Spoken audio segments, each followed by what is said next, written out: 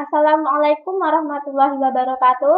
Kami kelompok 7 mata kuliah Hadis Tarbawi akan mempresentasikan mengenai hadis tentang lingkungan pendidikan, lingkungan keluarga, dan masyarakat. Sebelumnya, perkenalkan anggota dari kelompok 7, yaitu Riza Umami, NIM 19107100028 sebagai pemateri pertama, Aisyah Chandra Kirana, NIM 19107100026 sebagai pemateri kedua, dan saya sendiri Nurfanika, NIM 19107100008 sebagai pemateri ketiga, dan Novi Setiawati, NIM 19107100022 sebagai pemateri keempat. Selanjutnya, yaitu penyampaian materi yang akan disampaikan oleh Riza Umami. Pengertian lingkungan pendidikan. Menurut Kamus Besar Bahasa lingkungan ada daerah atau kawasan. Nah, secara umum lingkungan diartikan sebagai kesatuan ruang dengan segala benda dan keadaan makhluk, termasuk manusia dan perilakunya, yang mempengaruhi kelangsungan kehidupan dan kesejahteraan manusia serta makhluk lainnya. Dalam Undang-Undang Republik Indonesia Nomor 20 Tahun 2000 tentang Sistem Pendidikan Nasional pada Ketentuan Umum disebutkan bahwa pendidikan adalah usaha sadar dan berencana untuk menciptakan suasana belajar dan proses pembelajaran agar serta cara mengembangkan potensi dirinya untuk memiliki kekuatan spiritual keagamaan, pengendalian diri, kepribadian, kecerdasan, akhlak mulia, serta keterampilan yang dibutuhkan di dunia masyarakat, bangsa, dan negara. Kajian lingkungan pendidikan Islam atau tarbiyah Islamiyah biasanya terintegrasi secara dengan pembahasan mengenai macam-macam lingkungan pendidikan. Namun dapat dipahami bahwa lingkungan pendidikan Islam adalah suatu yang dalamnya terdapat ciri utama yang menyebabkan penyelenggaraan pendidikan Islam dengan baik.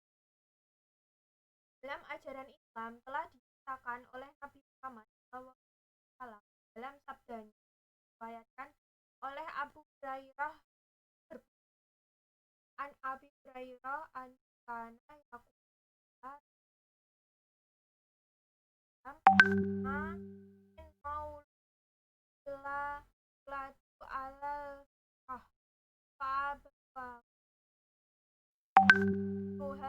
dan wayunas roni wayusani kamat dan el na dan as abroh wakrau atau patoron ta alai tab ya. Penjelasan hadis artinya dari Abu Hurairah, sesungguhnya dia berkata, Rasulullah SAW bersabda, tidak ada seorang anak yang lahir melainkan ia dilahirkan dalam keadaan fitrah, maka kedua orang tuanya lah yang membuatnya menjadi Yahudi, Nasrani maupun Majusi. Bagaimana binatang ternak melahirkan binatang ternak yang tanpa cacat? Apakah kalian merasa bahwa pada binatang ternak itu akan ada yang terpotong tanduknya? Kemudian Abu Hurairah berkata, jika kalian menghendaki, bacalah firman Allah, tetaplah atas fitrah Allah yang telah menciptakan manusia menurut fitrah itu. Tidak ada perubahan pada fitrah Allah. Quran Surat Ar-Rum ayat 30, hadis riwayat Bukhari. Atas menjelaskan tentang status fitrah anak, bahwa statusnya bersih dan Islam, baik anak seorang muslim ataupun orang non-muslim. Kemudian orang tuanya lah yang memelihara dan memperkuat keislamannya atau bahkan mengubah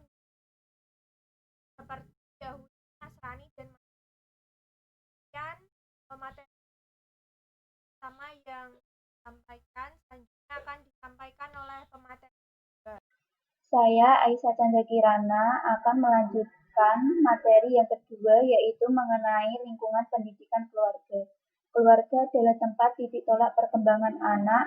Peran keluarga sangat dominan untuk menjadikan anak yang cerdas, sehat, dan memiliki penyesuaian sosial yang baik. Keluarga merupakan salah satu faktor penentu utama dalam perkembangan kepribadian anak. Keluarga juga merupakan lingkungan pertama bagi anak. Di dalam lingkungan keluarga, pertama-tama mendapatkan berbagai pengaruh atau nilai. Oleh karena itu, keluarga merupakan lembaga pendidikan tertua yang bersifat informal dan kodratif.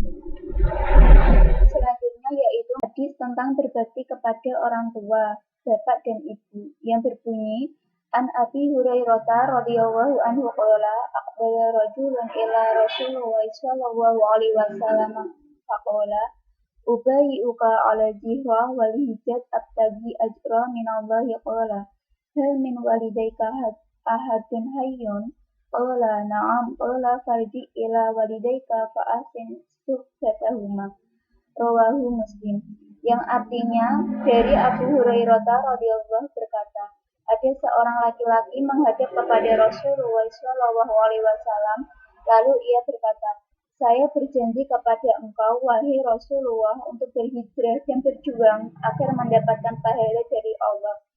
Beliau bersabda, apakah salah seorang dari kedua orang tuamu masih hidup? Laki-laki itu menjawab, ya masih. Beliau bersabda, pulanglah kamu kepada kedua orang tuamu dan berdampingilah keduanya dengan baik. Riwayat Muslim. Yang ketiga, yang selanjutnya yaitu hadis tentang tanggung jawab kepada rumah tangga, yang berbunyi, An Aisyah radhiyallahu anha qalat, dakhalat Hindun bintun Utbati imra'atun Abi Sufyan ala Rasulullah sallallahu alaihi wasallam faqalat, ya Rasulullah an Abi Sufyan rajulun syahihun la yu'tini minal nafaqati ma yakfini wa yakfi ibni ila ma akhadut min malihi bi ghairi allamah fahal alayya fi dhalika min junah faqala hudi min malihi bil ma'rufi ma yakfika wa ma yakfi banika muttafaqun alaih, yang artinya Aisyah radhiyallahu menceritakan bahwa pada suatu kali datanglah Hindun binti Utbah, yaitu istri Abu Sufyan, menemui Rasulullah Shallallahu Alaihi Wasallam seraya berkata, hei Rasulullah, Abu Sufyan itu ialah laki-laki yang kikir, sehingga diberi nafkah yang memadai untukku kecuali hanya dengan mengambil hartanya pengetahuannya. Apakah saya berdosa dengan begitu? Jawab beliau, tidak. Sebagian hartanya itu dengan niat baik secukupnya, yaitu untukmu dan anakmu. Selanjutnya yaitu hadis tentang tugas-tugas istri atau ibu, yang berbunyi wal imra'atun fil baiti jauhiha ra'iyah wa hiya mas'ulah an ra'iyatiha, rawahu Bukhari wa Muslim, yang artinya dan seorang istri adalah penanggung jawab atau pemimpin di dalam rumah suaminya, dan dia akan dimintai pertanggungjawabannya hadis riwayat Bukhari dan Muslim. Yang selanjutnya yaitu hadis tentang pendidikan terhadap anak. Haddatsana Mu'ammal bin Hisham Yashkuriyah haddatsana Ismailu an Sawarin Abi Hamzah qala Abu Dawud wa huwa Sawar bin Dawud Abu Hamzah al-Muzani Sayrafi an Amr bin Su'aib an abihi an jaddihi qala Rasulullah sallallahu alaihi wasallam muru auladakum bis-shalah wa hum abna'u sab'i sinina wa ibuhum 'alaiha wa hum abna'u asyri wa fariqu bainahum fil mawdu'i, yang artinya berkata Mu'ammal bin Ibni Hisham yakni al-Ashkuri berkata Ismail dari Abi Hamzah, Berkata Abu Dawud, dan dia adalah Sawwar bin Dawud Abu Hamzah al-Muzanni al-Sayrafi dari Amru bin Su'aib dari ayahnya dari kakeknya berkata Rasulullah Shallallahu Alaihi Wasallam, suruhlah dia melakukan sholat ketika berumur 7 tahun, dan pukullah mereka karena mereka meninggalkan sholat ketika berumur 10 tahun, dan pisahlah mereka, anak laki-laki dan perempuan, tempat tidur. Hadis riwayat Abu Dawud. Selanjutnya akan disampaikan oleh pemateri ketiga. Saya Nurfanika sebagai pemateri ketiga akan melanjutkan tentang lingkungan pendidikan masyarakat. Pendidikan masyarakat biasanya dikenal juga dengan community education. Pendidikan kemasyarakatan merupakan kepedulian masyarakat terhadap perkembangan dan peningkatan pendidikan. Kepedulian tersebut bisa berupa adanya lembaga-lembaga pendidikan yang didesain sedemikian rupa untuk mendidik kemampuan anggota masyarakatnya sehingga mereka dapat hidup dengan layak dan menghasilkan peradaban yang tinggi, atau juga adanya hukum kemasyarakatan yang bersifat edukatif. Semua ini berangkat dari kesadaran bahwa tanpa pendidikan, masyarakat yang berperadaban tinggi niscaya mustahil diraih. Kemudian hadis tentang membuang duri di jalan. An Abi Hurairah radhiyallahu anhu qala Rasulullah sallallahu alaihi wasallam kullu sulama minan nasi alaihi sadaqatun kullu yaumin tatlu'u fihi syamsu ta'tilu bainasnaini sadaqatun wa tu'inu rajula fi dabbatihi fatahmiluhu 'alaiha aw tarfa'u lahu 'alaiha mata'ahu sadaqatun wal kalimatu thayyibatu sadaqatun wa bi kulli khutwatin tamshiha ila sholati sadaqatun wa tumitu anit tariqi sadaqatun. Rawahul Bukhari wal Muslim.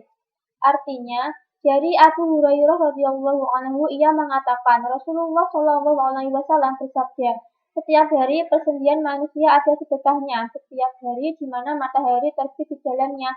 Kamu mendamaikan di antara dua orang adalah sedekah. Kamu membantu seseorang untuk menaikkannya di atas kendaraannya atau mengangkatkan barangnya di atasnya adalah sedekah. Kalimat yang baik adalah sedekah. Pada tiap-tiap langkah yang kamu tempuh untuk menuju sholat adalah sedekah, dan kamu membuang gangguan dari jalan adalah sedekah. Hadis riwayat Al-Bukhari nomor 2989 dan Muslim nomor 1009. Kemudian hadis tentang membangun kesolihan sosial dengan sesama muslim. Haddatsana Muhammadun haddatsana Umar bin Abi Salamah an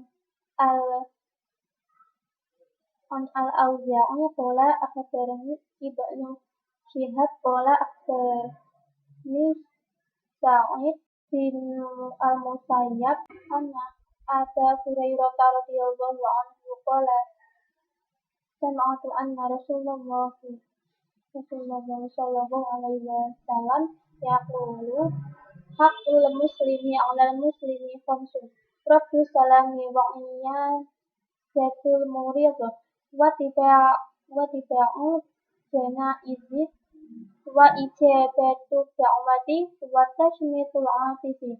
Rawahul Bukhari. Artinya, telah menceritakan kepada kami Muhammad, telah menceritakan kepada kami Amir bin Abi Salamah dari Auza'i berkata, telah memberitakan kepada Ibnu Syihab dan berkata telah menceritakan kepadaku Sa'id bin Musayyab bahwasannya Abu Hurairah radhiyallahu anhu berkata, aku mendengar Rasulullah shallallahu alaihi wasallam bersabda, hak seorang muslim atas muslim lainnya ada 5 perkara, yaitu menjawab salam, menjenguk orang yang sakit, mengantar jenazah, memenuhi undangan, mendoakan orang yang bersin. Hadis riwayat Al-Bukhari. Dalam hadis ini menginformasikan 5 kewajiban yang harus dipenuhi oleh sesama muslim. Adalah menjawab salam, menjenguk orang sakit, mengantar jenazah, memenuhi undangan, dan mendoakan orang yang bersin. Kemudian, hadis tentang bertamu dan menerima tamu.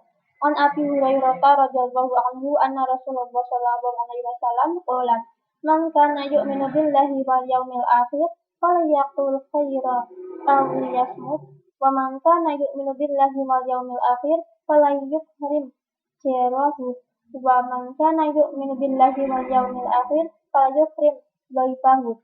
Artinya, dari Abu Hurairah radhiyallahu anhu, sesungguhnya Rasulullah Shallallahu alaihi wasallam telah bersabda, barang siapa yang beriman kepada Allah dan hari akhirat, maka hendaklah ia berkata baik atau diam.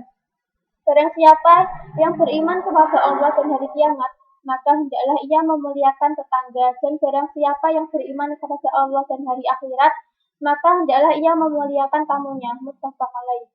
Dalam hadis tersebut, Rasulullah Shallallahu alaihi wasallam mengingatkan bahwa bukti kebenaran iman adalah bertutur kata yang baik, memuliakan tetangga, dan memuliakan tamu. Jika ditinjau dari konteks sosial masyarakat pada masa tersebut, bertamu merupakan kebiasaan masyarakat Arab karena masyarakat Arab lebih sering bepergian untuk tujuan berdagang atau keperluan lainnya. Sehingga dalam bertamu Rasulullah telah memberikan contoh teladan untuk senantiasa berakhlak mulia. Selanjutnya adalah konsep basis pendidikan keluarga dan masyarakat yang akan disampaikan oleh pemateri keempat. Saya Novi akan melanjutkan dari pemateri ketiga tentang konsep basis pendidikan keluarga dan masyarakat. Yang pertama itu lingkungan keluarga. Fungsi dan peran keluarga di samping pemerintah dan masyarakat dalam sistem pendidikan nasional, Indonesia tidak terbatas pendidikan keluarga saja, melainkan berserta bertanggung jawab terhadap pendidikan lainnya. Pendidikan keluarga merupakan bagian dari jalur pendidikan luar sekolah yang diselenggarakan dalam keluarga dan memberikan keyakinan agama, nilai budaya, nilai moral, dan keterampilan. Lingkungan keluarga sungguh-sungguh merupakan pusat pendidikan yang paling penting dan menentukan, karena itu tugas pendidikan dalam membantu para orang tua dalam mendidik anak-anaknya dengan optimal. Keluarga juga membina dan mengembangkan perasaan sosial anak, serta seperti menghargai kebenaran, toleransi, hidup hemat, hidup sehat, dan saling tolong-menolong. Pendidikan dalam keluarga mempunyai pengaruh yang sangat signifikan dalam karakter individu anak. Hal tersebut dapat mewujudkan dengan adanya motivasi dari rangsangan kepada anak dalam memahami, menerima, dan meyakini serta mengamalkan ajaran Islam.